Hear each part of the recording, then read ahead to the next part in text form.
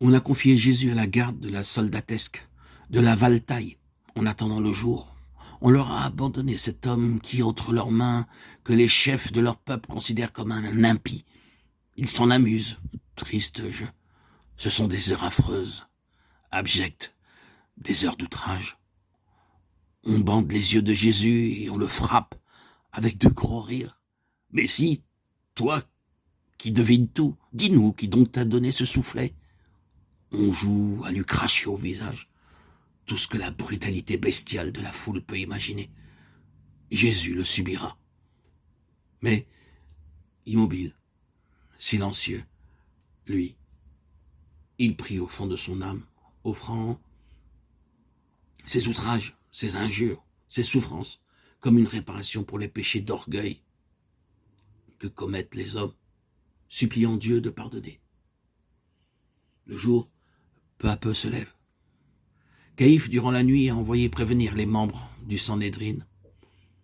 Le conseil est convoqué d'urgence, on sait pourquoi, et nul n'a garde d'y manquer.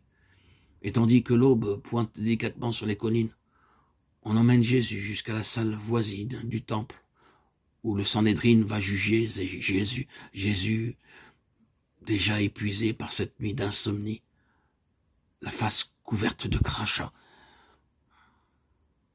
Le Sanhédrin, c'est la plus haute autorité juive.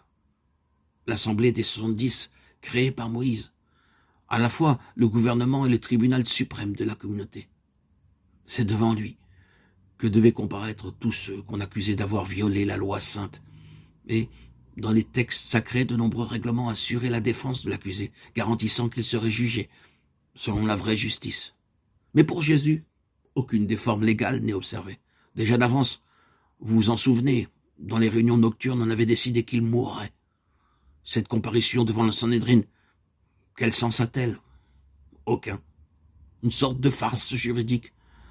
De nouveau, on lui demande s'il se dit le Messie. De nouveau, on l'accuse de blasphème. Et quand Jésus reparaît entre ses gardes, à la porte de la salle du conseil, le bruit court de bouche en bouche. À mort! À mort! Le Sanhédrin l'a condamné à mort. Dans la foule que la curiosité a amassée là, un homme se trouve qui entend cette nouvelle et qui en est tout secoué. C'est Judas. Qu'a-t-il donc cru en livrant son maître? A-t-il imaginé qu'on se bornerait à l'arrêter, à le garder en prison? Il n'a pas pensé que cela se terminerait par un tel drame. Au fond de sa conscience ténébreuse, le remords s'agite.